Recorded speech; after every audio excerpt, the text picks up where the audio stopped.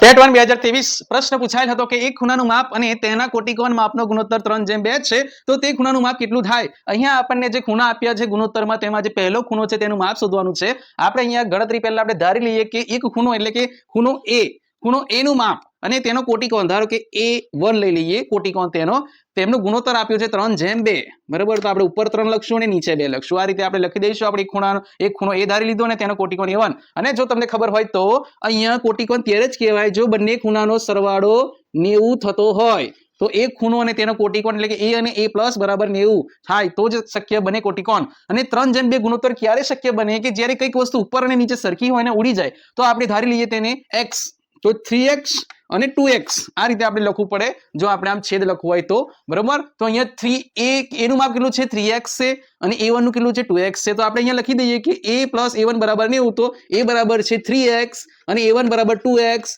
બરાબર 90 સરવાળો થશે 3x 2x 5x બરાબર 90 x બરાબર 90 બરાબરની પેલી બાજુ જાય તો 90 ના છેદમાં 5 5 બરાબરની પેલી બાજુ જાય તો 90 ના છેદમાં 5 તો x બરાબર 5 વડે આપણે જ્યારે અહીંયા ભાગ ઉડાડીએ છીએ તો 18 5 90 થાય તો x ની કિંમત આપણને મળી 18।